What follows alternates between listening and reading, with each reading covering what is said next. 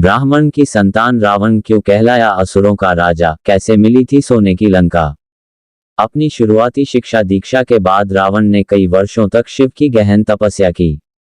तपस्या के दौरान रावण ने शिव को प्रसन्न करने के लिए बलिदान के रूप में अपना सिर 10 बार काटा।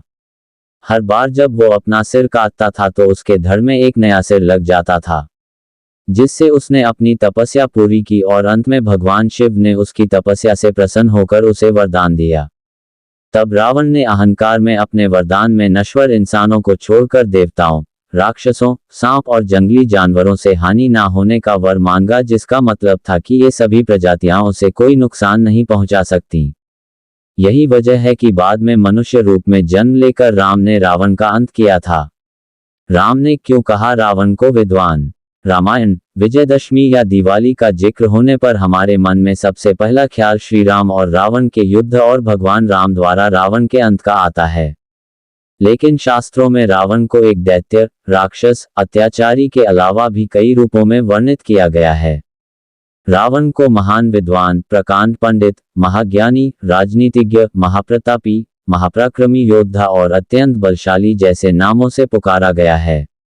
रामायण में जिक्र है कि राम ने भी एक बार रावण को महाविद्वान, उसके ज्ञान के संदर्भ में महान ब्राह्मण के रूप में संबोधित किया था।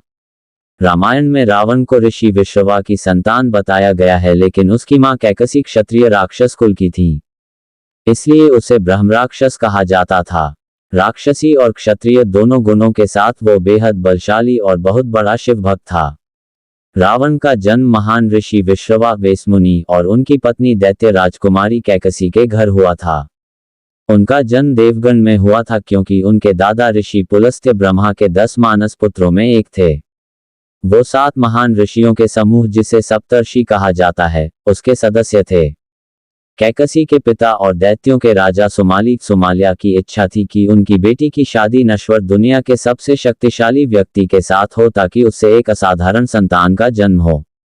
रावण की ये छोटी सी कहानी कैसी लगी आपको कमेंट में जरूर बताएं। चैनल में नई है तो चैनल को सब्सक्राइब कर देना और वीडियो को लाइक कर देना। चलिए मिलते हैं एक और नई कहानी में, तब तक आप अपना ख्याल रखना। जय श्री राम।